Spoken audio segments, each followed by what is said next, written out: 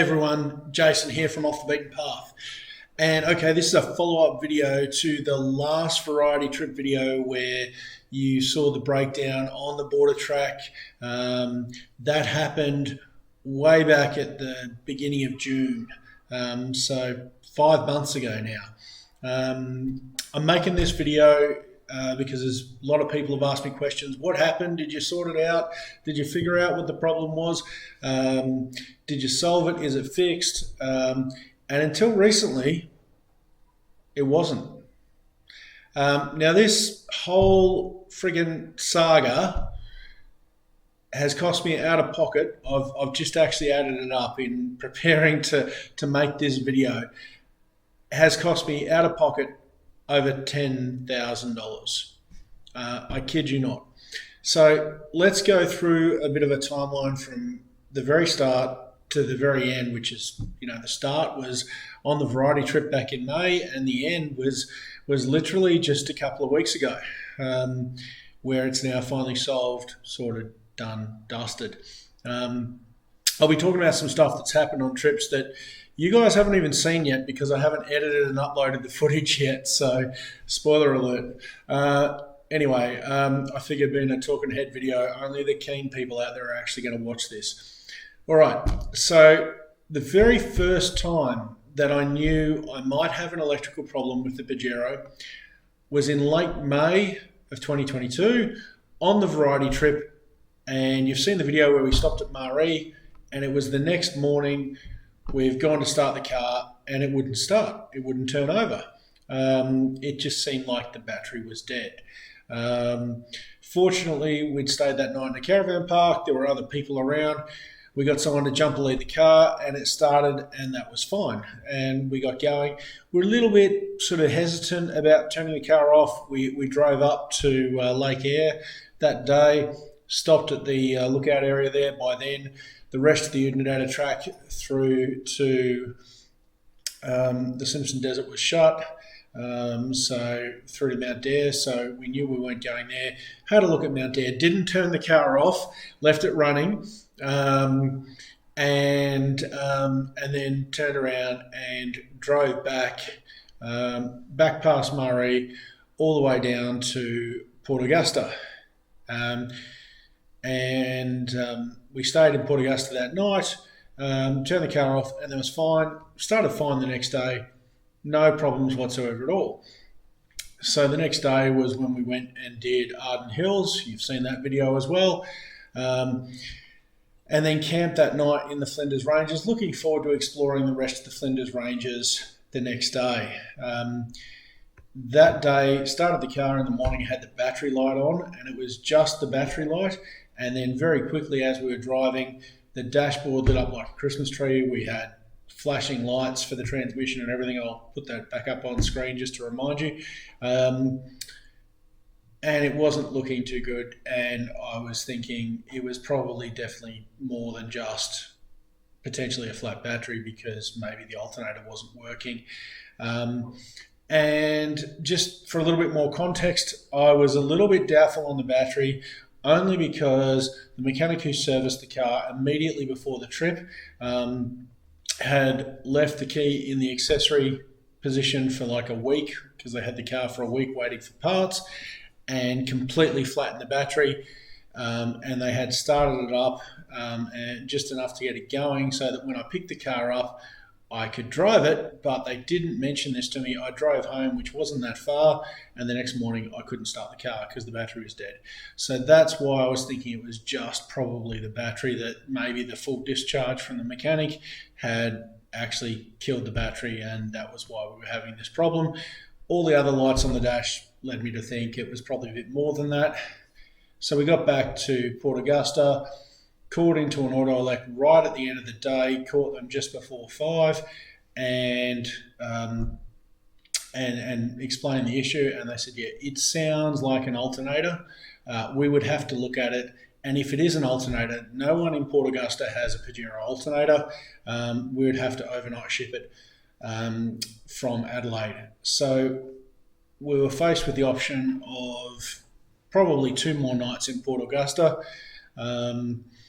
and we'd already stayed there one night already, and we were definitely staying there that night. So weren't super keen on that. Figured, well, if the part had to come from Adelaide anyway, maybe we could make it to Adelaide because the car was driving fine. Not perhaps the wisest decision in the world, but we did. Next morning we got up and we drove to Adelaide, and despite that perhaps being ill-considered, we made it all the way to Adelaide with all the lights on, with no problem. Amazingly, a couple of 100 Ks. So there you go. That afternoon, managed to find a mechanic who could look at it. We dropped the car in with them that afternoon. They initially said should be ready first thing tomorrow morning. Called us back later that afternoon and told us that that it was definitely the alternator, and they could get me a replacement alternator, and that would be fitted the next morning. So that was fine. We actually went off and did the offline campers video in Adelaide while the Pajero was being worked on, so that sort of worked out well. And anyway, next day, the car was not ready in the morning. We rang them like 9 o'clock, and they said, "Oh no, give us a couple of hours." So then we headed around there about 11:30, and they weren't ready. And we ended up waiting another couple of hours. We went and got lunch, and then it was like 3 o'clock, and they finally said to us, "Look, everything's working fine, but we can't get the battery light to go off. We've triple checked everything.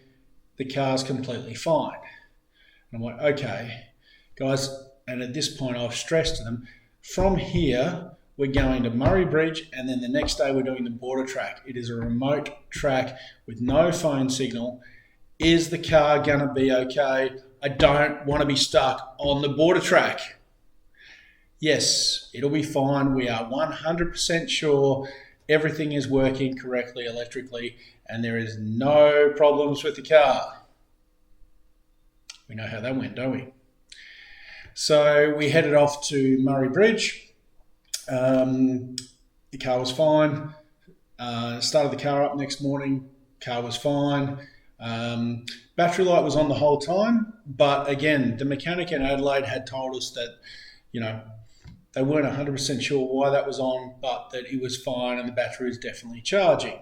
I'd suggest if you get advice like that, you ignore it, because the proof is that it was not fine.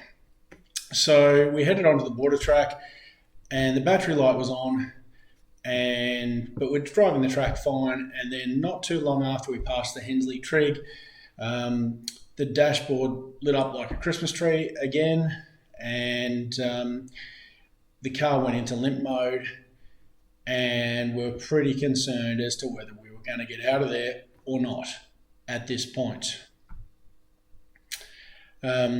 We didn't get too much further, as you've seen on the video that was published just recently, last week probably. We didn't get too much further at all, and the car just stopped. Literally had no power left in it. Not even enough power to put the internal lights on when like the little indicator lights on the dash. Certainly not enough power to put the power windows up or down. It was dead. This was about 3:30 in the afternoon.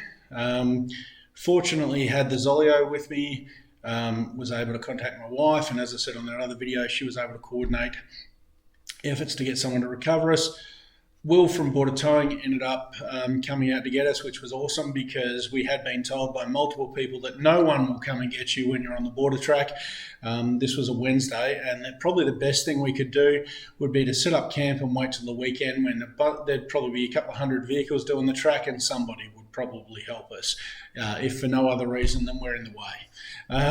So that wasn't super appealing. So Will from Border Towing came out, and as you saw in the video, he was there half the night, probably more than half the night to be fair.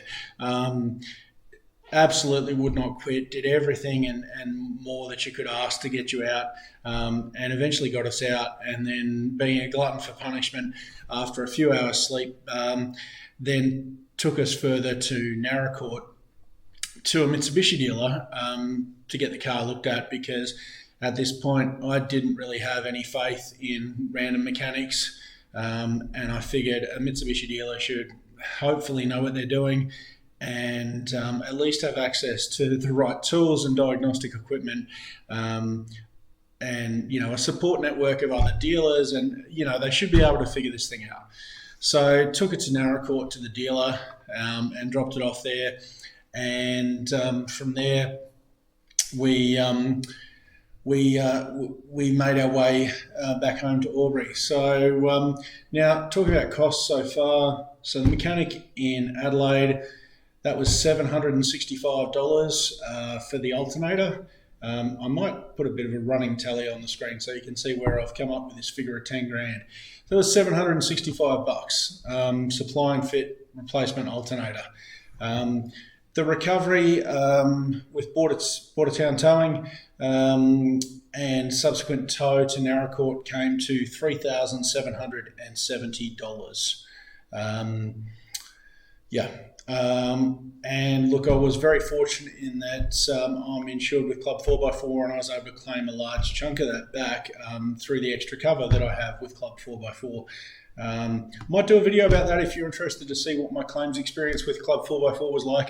But the short story is they were awesome and great to deal with, and I'm really happy that I'm insured with them. This is not financial advice, of course. Okay, so the car's at the Mitsubishi dealer. They then further investigated. Their initial thoughts when we dropped the car off was, oh, it's the alternator. I'm like, yeah, no, guys, the alternator that's in there is 2.5 days old. I don't think it's the alternator. So they did explore a little bit further, and what they found was some damage to the main wiring loom. So this was actually the real problem as far as everybody was concerned. This damaged the wiring loom. So the main wiring loom in the Pajeros runs under the engine block and past the sump. I'm not sure if that's normal. I think it's a bit unusual, but anyway, that's where it runs. And it's sort of clipped and held in place, apparently. The 4,000 kilometres of corrugations on the variety track and probably the use and abuse prior to that had resulted in this wiring loom coming loose and vibrating up against the sump and the engine block, and wearing through the protective covering and damaging some of the wires. So that wiring loom was repaired by the Mitsubishi dealer, and the car was ready for us to come pick up. And again, we were told it is now all fine, everything is fixed, it is working perfectly. That little exercise cost me just over another $1,000. It was $1,093.30. So it's apparently all fixed. So they say, but you know what they say, once bitten, twice shy. So I was driving the car for a daily driver to work, as I do, and hadn't really done a lot of trips, hadn't had time, weather hadn't been great. A couple of trips that we had done had been shorter day trips, and on one of those I've done a bit of winching, which was actually the Yarrawilla Creek track trips, probably the second go at that. And the car actually stalled on that trip again. Probably didn't get that on footage, but while I was winching, under load, the car stalled, and it immediately wouldn't start. That was a concerning thing to me and made me think, maybe I still have an electrical problem. Let the car sit for a bit, was able to start, was very, very careful to keep the revs up, and we turned around and we went home, and that was fine. Did make me think, hang on, I think I've still got some kind of electrical problem here. So that's when I went back to the Auto Elec, and got the electrical gauge fitted. So look, again, sorry for jumping around here. So the pickup from the Mitsubishi dealer was now the end of June, 23rd of June. So it was in July when this happened, and I got the electrical gauge fitted, and I also went back to my Auto Elec one other time in there and just got them to check over the electrical system, and again, everything seemed fine. I'd had the gauge in for about a week and a half, and it had always been showing full charge, and I'm like, okay, so maybe there is no further electrical problems. Don't know. As it turns out, I then had to, in August, drive down to Bairnsdale for work, and it was fine all the way down to Bairnsdale. The second day in Bairnsdale, I stopped the car, went and got some lunch, started the car up, could see from the voltage gauge that the battery was not charging. So I'm like, okay, this is not good. And this was on a weekend. This was on a Friday. This was on a Friday afternoon. I couldn't find anyone in Bairnsdale who could look at it, so I shot up to Traralgon, found an auto elect there to have a look at it. Unfortunately, he had a look at it, thought one of the battery terminals was a little bit loose, and tightened that up and wiggled it, and hey presto, it's charging again. So he was quite convinced that it was just a loose battery terminal, and that it was fine. I actually wasn't convinced at this point, but was itching to get up into the high country and have some fun. And I probably should have counted my lucky stars at that point and actually just stayed on the bitumen and gone home and got my regular auto elect to have a close look at the car. But I didn't. So I headed up past Walhalla, and had a bit of a look around through there. Really, really amazing area. I'll have a video or two on that little area there. Some of it's four-wheel driving, some of it's touring. But yeah, amazing scenic area. Definitely a part of the world I want to get back to. And stopped at Walhalla, cooked up some lunch, and started the car up. And hey presto, I could see instantly from the voltage gauge the battery is not getting charged. Now at this point, haven't done any river crossings, haven't driven through, heaps of mud or anything, actually I might have driven through a little bit of mud, but not heaps. I'll have to check that when I go back and edit those videos. So really had no idea at this point what was causing this. Didn't want to go backwards the way I'd gone. So started heading north. It was mostly two-wheel drive track, and I'm watching the voltage on the battery drop and drop and drop. And this is part of the high country that I'd never really been to before, didn't know the tracks. So started looking for a way out, and I tried to head east, and I tried to head west, and that really wasn't going to work. There was a big slippery clay hill. I had one go at that and thought, it's going to break a CV, let's not do that. So ended up taking Black Ridge track, and then saw the Burgoynes track. It was getting late in the afternoon, and I thought, I can go down Burgoynes, cross the McAllister River, assuming it's not too deep, and straight into Lycola. And at least at Lycola there's accommodation, there's probably phone signal, and I can sort things out from there.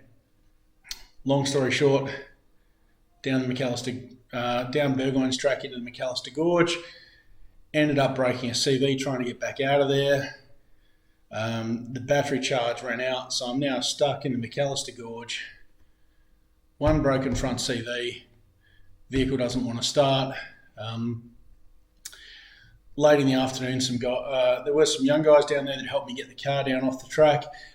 He busted the fan on his GQ while that was happening. And then there were some other guys that came along later on that were going to tow me out, but it had been raining through the day, the track was wet, it was slippery. They just decided, look, it's going to be too hard, it's going to take too long, and it might be safe. Sorry, but we're just going to have to leave you there. They did offer for me to leave my vehicle and get a ride with them. I had the Zolio, so I knew I'd be able to sort something out, and I didn't particularly want to just abandon my vehicle in the McAllister Gorge. So, faced with not a lot of options, got on to another recovery mob. This time was Admiral Towing, and organised with them for their guys to come out next morning. So they got to me about 11 o'clock in the morning, towed me back out the Burgoynes track, out to the main road at Lycola, and the car was still not starting. They jumper leaded me and put some juice into the battery with the jumper leads. We left that running for a while, and I basically followed them back towards Traralgon, and we needed to jumper lead, I think, a couple more times to put some juice into the battery. And from there, I bought a solar blanket at one of the auto parts stores, used that to put charge into the battery, and limped my way home and got home. That recovery cost me another $2,350.50. That one I couldn't claim on my insurance because with Club 4x4 you can only claim the recovery benefit once per period of insurance, and this happened in late August, and my insurance renewal is in September. So if it had been a month later, it would have been fine. But anyway, so after that, I had a couple more visits to my auto-elec. They still could not find the cause of this, and it was literally causing me to tear my hair out. No one could figure out what this was happening. And then finally, the penny dropped because I drove to Wagga, again on a work-related trip. No river crossings or off-roading, but there was a lot of water on the highway, and I drove through a fair amount of water. And when I got to Wagga and I turned the engine off and then started it again, once again the battery was not charging. And that made me think it's definitely water-related. Drove back, let the car sit when I got home because I made it all the way back to Wagga with the battery, from Wagga back to Albury with the battery not charging, and let the car sit for a day or two, and it was charging again. So I'm like, okay, it got wet, it doesn't charge. Now I've let it dry out, and now it's charging again. That was when I posted a few questions on some various Mitsubishi Pajero message boards and said, hey, does anyone have any experience with aftermarket alternators and them not liking water, not handling water well, and in fact worse than the genuine Mitsubishi alternators? Had a few people message me back going, yes, have had this similar problem with the JLEC alternators. So yes, that could well be your problem. So from there, I replicated that by going to the car wash and spraying some water in the engine bay. Hey presto, not charging. Took it to my auto-elec, told them, hey, this is what the issue is, I believe. They were able to replicate that very specifically. They tried water on all different parts of the electrical system and then isolated it just to the alternator and confirmed, yes, it is definitely the alternator. So guess what? I need to take that alternator out and replace it with an original factory Mitsubishi alternator that had been taken out by the mechanic in Adelaide that probably didn't need replacing, but I now have to buy again. So I ordered one. Now, to buy a genuine Mitsubishi alternator, like anything genuine Mitsubishi, it was about $1,600, and my auto-elec charged me a couple of hours later to fit it. So that exercise was another $1,800, bringing the total to $10,078.80 for something that should have cost maybe $1,000 to fix the damage to the wiring loom. So I've been back to the mechanic in Adelaide and I've explained to them what's happened here. I've asked them for a refund. They've declined to provide a full refund. I've asked them to accept the part back and at least credit me the parts cost because I've got this JLEC alternator. I don't particularly want to sell it to anybody. Maybe if I sold it to somebody who only drives the car on the road, it would be fine. But, I know it's no good for four-wheel driving, so I don't want to sell it to somebody else who's got a Pajero and drives it off-road through water crossings and such things. So I don't particularly want it. But yeah, they've declined to accept the part back and credit me a refund. Last communication I had from them was they are talking to their supplier and would get back to me. So this saga has dragged on for pretty much 6 months from the first sign of an issue to the resolution. And look, as I said, 10 grand's the total fee. I did get most of that initial recovery cost back. So, I'm actually out of pocket, probably about 8 grand out of pocket for this whole exercise. But it does now appear to be fixed. I've driven through some serious amounts of water since the Mitsubishi alternator has been fitted. Haven't done any river crossings because the rivers have been crazy deep with the rain we've been having lately. So haven't done any river crossings as yet. But drove through some crazy amounts of water on the roads, and not once yet, touch wood, have I had this issue rear its ugly head again. So hopefully we'll be back to some reliable wheeling, and I won't be driving the car thinking, is it going to stop charging? Am I going to break down somewhere again? Yeah, and look, in that cost, I don't even have the cost of the CV that I broke. I mean, would I have broken that anyway? Maybe. I was probably getting a bit anxious and probably trying to drive where I perhaps shouldn't have been. I'm not sure. So anyway, CV is another story. So yeah, that's the saga from late May through to mid-November to get this resolved. If you're having problems with your Pajero and it's electrical, check out the wiring loom. That's all I can say. But that's been the saga for the last few months with the Pajero and this weird electrical problem, and that's what it's actually ended up being through a series of misdiagnoses and misadventures. We finally sorted it out. So I will let you know if it's not sorted, but touch wood, it is sorted. Thanks everybody for watching. Awesome that we've ticked over 1,000 subscribers now. Love all the comments you guys leave on the videos, and see you in the next one.